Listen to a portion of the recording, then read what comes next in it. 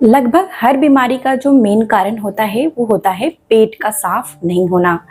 पेट अगर साफ हो जाए तो बीमारियां जड़ से समाप्त हो जाती हैं। आज मैं आपको बताने वाली हूँ बहुत ही असरदार एंड इफेक्टिव एक ऐसा उपाय जो आप घर में ही आसानी से बैठकर कर सकते हैं और इसकी मदद से आपके पेट में अगर गंदगी पड़ी है जिसकी वजह से गैस बन रही है, कब्ज रहती है, या अगर आपके शरीर में, टांगों में या मांसपेशियों में, जोड़ों में कब्ज की वजह से, गैस की वजह से दर्द रहती है, तो आज की जानकारी आपके लिए बेहद ही ज़्यादा महत्वपूर्ण होने वाली है। हेलो एवरीवन, मेरा नाम प्रीति देव है। मैं एक सर्टिफाइड न्यूट्रिशनिस्ट, फूड टेक्नोलॉजिस्ट, आप सभी के हेल्थ ट्रेनर हूँ। हमारे शरीर में जो पेट होता है वहीं से सारी न्यूट्रिएंट्स हमारे शरीर में एब्जॉर्ब होती हैं, यानी कि जाकर लगती हैं। लेकिन वहीं पर आयुर्वेद कहता है कि अगर हमारी पाचन सही से नहीं हो रही है तो हम जो खाना खा रहे हैं वो खाना सही से पचता नहीं है और वह जाकर सड़न पैदा करता है, जिससे आम उत्पन्न होता है। आम यानी कि सड़न उत्पन्न होता है और आम वात का रूप ले लेता है, जिससे हमारे जोड़ों में दर्द शुरू होते हैं और आगे चलकर आर्थराइटिस, रूमेटॉइड आर्थराइटिस यानी गठिया जैसी गंभीर बीमारी भी हो सकती है। इसीलिए पाचन को ठीक करना बहुत आवश्यक होता है। कई लोगों में तो बिल्कुल पाचन होती ही नहीं है, यानी कि उनकी जो फायर है, पेट में जो फायर होती है, यानी कि जिसे हम जठर अग्नि बोलते हैं, ये फायर गैस बनाने वाली फायर नहीं है, ये खाना को पचाने वाली फायर होती है। ये आयुर्वेद में ऐसा कहा जाता है कि अगर यह मंद पड़ जाती है, यानी कि धीमी हो जाती है, तो भी खाना पचता नहीं है। वहीं पर अगर खाना नहीं पचता है तो उसमें फर्मेंटेशन होता है। जैसे कि किसी भी चीज़ को अगर आप फेंक दे, जैसे कचरा है, वहाँ पे अगर वह सड़न होता है कचरे का, तो वहाँ पर बुलबुले निकलते हैं, यानी कि वहाँ से गैस निकलती है और सड़न पैदा होता है और वो गैस बनकर धीरे धीरे हमारे सीने में इकट्ठा होता है। और अगर हम सोते रहते हैं, GERD का रूप ले लिया, तो आपकी ओसोफेगस यानी कि फूड की पाइप को भी जला देता है, जिसे एसिड रिफ्लक्स की समस्या बोलते हैं। कई बार यह समस्या की वजह से हमारे दांत खराब हो जाते हैं, दांत के एनामेल लॉस हो जाते हैं, मुंह के अंदर छाले बनने लगते हैं, घाव बार बार बनने लग जाते हैं। और इसे सही वक्त पर अगर ठीक नहीं किया जाए तो ये ओसोफेगस यानी फूड पाइप जिससे हम खाना खाते हैं उस पर भी कई सारे रिएक्शन, जिसकी वजह से थ्रोट इन्फेक्शन, खांसी का रहना, बलगम का बनना जैसे समस्याएं भी रूप ले लेती हैं।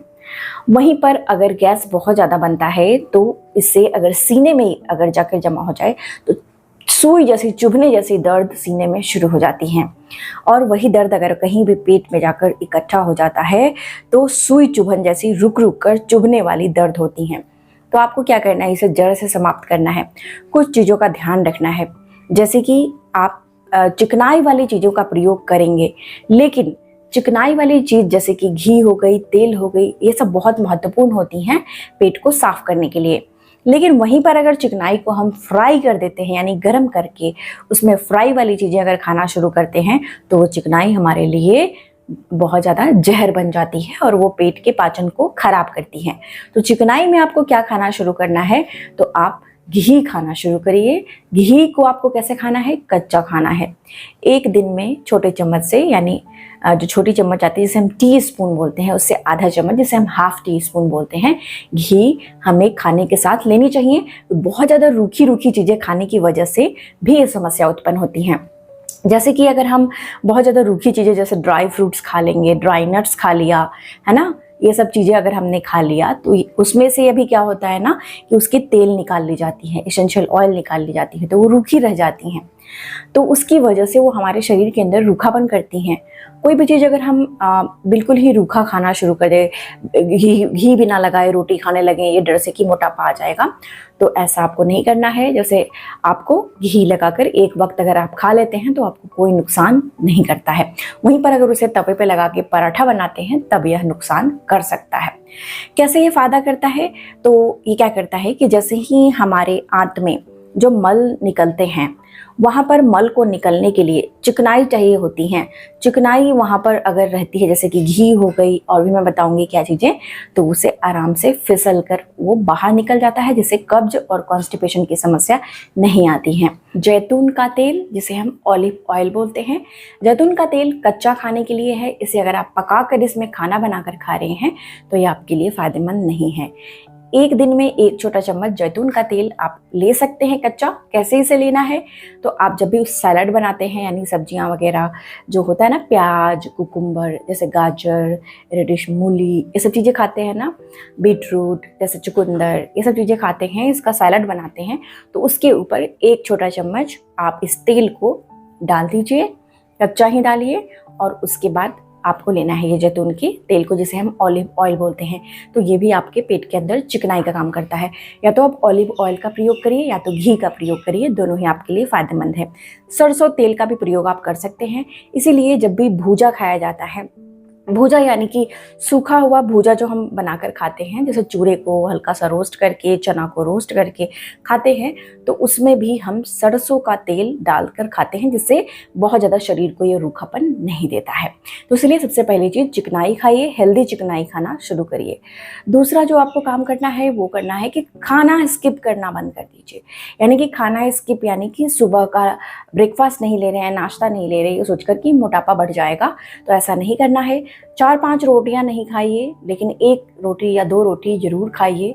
इससे आपको फ़ायदा मिलेगा। ज़्यादा देर भूखे रहने की वजह से भी पेट में गैस बनती है और कब्ज की समस्या उत्पन्न हो जाती हैं। तो ये गलती नहीं करना है। खाली पेट चाय वगैरह कॉफ़ी का सेवन नहीं करना है। सबसे पहले आपको सुबह का नाश्ता अच्छे तरीके से कर लेना है। अब चलिए मैं आपको बताती हूँ कि और भी क्या उपाय करना है। क्या करना है कि अगर लंबे समय से अगर आप ये गलतियां करते आ रहे हैं, जिसकी वजह से आपके पेट में काफ़ी परेशानी है, तो आपको कुछ फर्मेंटेड चीज़ें खानी चाहिए। यह फर्मेंटेड में बहुत ही आसान चीज़ें बता रही हूँ। इसमें आपको क्या करना है, कर्ड राइस खाना है, यानी दही चावल। दही चावल बनाने का तरीका जो मैं थोड़ा बता देती हूँ। जैसे कि बासी जो चावल होता है, जिसे हम बासी भात बोलते हैं, कटोरी में ले लीजिए। यानी कि जो रात में आपने बनाया है या कल का बना हुआ, उसे मिट्टी के बर्तन में या शीशे के बर्तन में रख लीजिए और उसे रात भर छोड़िए। उसके बाद सुबह में आपको क्या करना है, हल्का सा पानी डाल देना है और इसमें छाछ है तो छाछ डालिए, जिसे हम बटर मिल्क बोलते हैं। नहीं है तो थोड़ा सा दही डालिए, थोड़ा सा काली मिर्च का पाउडर डालिए, हरी मिर्ची डालिए और ढककर इसे कम से कम 15 मिनट के लिए छोड़ दीजिए। हल्का नमक डालिए और इसे बिना पकाए खा लीजिए। ऐसा खाने से आपके पेट में जो है ना, वो अच्छे बैक्टीरिया बनने शुरू हो जाएंगे, जिससे कभी भी आपको गट हेल्थ की समस्या नहीं आएगी। जो कहते हैं ना कि खाना पच नहीं रहा है, गट की समस्या है, प्रोबायोटिक लीजिए, तो इससे अच्छा प्रोबायोटिक और कुछ नहीं है। घर में आसानी से बन जाएगा और कई साल पुरानी मैं ये रेसिपी आपको बता रही हूँ, जो अभी भी कई घरों में बन रही होगी, तो इसे ज़रूर से बनाइए और इसका इस्तेमाल करिए। आइए मैं आपको बताती हूँ कि कौन सा ऐसा पॉइंट आपको दबाना चाहिए, कौन सी ऐसी प्रक्रिया हमारे टांगों में करनी चाहिए जिससे हमारी पाचन बढ़ जाती है। हमारी टांगों में जो काफ मसल्स होते हैं, अब काफ मसल्स क्या होते हैं, हमारी टांग में जो ये वाले काफ, इसे हम बोलते हैं पिंडलियाँ, ये काफ मसल्स होते हैं, ठीक है, पिंडलियाँ। अब इसे हमें क्या करना है, इसे हम जो बोलते हैं ना, ये सेकंड हार्ट होता है, यानी हमारा दूसरा दिल होता है। इसे अगर हम सही तरीके से अगर इसे दबा लें, इसके मसल्स को मुलायम रखें, तो हार्ट अटैक जैसी समस्या से भी हम बच जाते हैं। क्योंकि ये ब्लड का सर्कुलेशन नीचे से पंप करके, यानी रक्त की प्रवाह हमारे पूरे शरीर में फेंकता है, जिससे हार्ट अच्छे से ब्लड को पंप करती है और ऑक्सीजन का सप्लाई शरीर में देती है।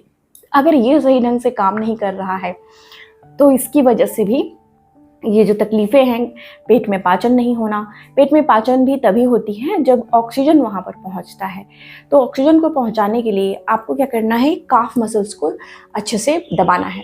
तभी आप इसमें क्या करें कि आप इसे दबा लें, इसकी मालिश करें। कैसे भी मालिश कर सकते हैं, नीचे से ऊपर की तरफ मालिश करें या ऊपर से नीचे की तरफ मालिश करें। अंगूठे से इस तरीके से आपको मालिश करनी है, नीचे से ऊपर, ऊपर से नीचे। जब भी आप खाना खा लेते हैं, तो खाना खाने के बाद अगर आप वज्रासन में नहीं बैठ पाते हैं, क्योंकि बुजुर्ग लोग वज्रासन में नहीं बैठ पाते हैं, या कई अभी तो हर उम्र में ही तकलीफ हो रही है, घुटने की जिनको समस्या है, वो वज्रासन नहीं कर पा रहे हैं, तो आप ये काम कर लीजिए, आप अपनी काफ मसल्स को यानी पिंडलियों को दबाना शुरू करिए।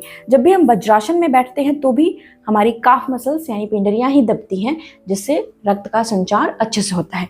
खाना खाने के बाद आप बिछावन पे बैठ जाइए और इस तरीके से अपनी टांग को दबाना शुरू कर दीजिए, नीचे से ऊपर की तरफ और ऊपर से नीचे की तरफ। अगर घर में बच्चे हैं तो आप उनकी मदद ले सकते हैं और बच्चों से अपनी टांग को दबा सकते हैं घुटने के नीचे, जिससे आप बहुत असर देखने को मिलेगा। पहले दिन ही करके देख लीजिए, काफ़ी अच्छा लगेगा, बहुत हल्का सा महसूस होगा। अभी करिए मेरे वीडियो में मुझे देखते हुए और आप खुद ही बताइए। कई लोगों को तो ये दबाने में ही दर्द हो रहा होगा, क्योंकि उनके पेट में जितनी ज़्यादा कब्ज है, जितनी ज़्यादा पेट में एक परेशानी है, पाचन की समस्या है, उतनी तकलीफ वहाँ पर हो रही होगी और वो मसल्स उतने टाइट हो गए होंगे, दर्द हो रहे होंगे। कोई बात नहीं, धीरे धीरे शुरुआत करिए और जैसे ही आपकी काफ मसल्स यानी पिंडलियाँ रिलैक्स हो जाएंगी, वहाँ पे दर्द कम होने शुरू हो जाएंगे, समझ लें कि आपकी पाचन शक्ति मजबूत हो रही है, शरीर की बीमारियाँ दूर होनी शुरू हो गई हैं। आज की जानकारी यहीं तक थी। जानकारी कैसे लगी है मुझे लिखकर जरूर से बताइएगा। आप कहाँ से इस वीडियो को देख रहे हैं। अब अपना बेहद ख्याल रखिए, सबसे ज़्यादा जरूरी मुस्कुराना नहीं भूलिए, मुस्कुराते रहिए। शुक्रिया।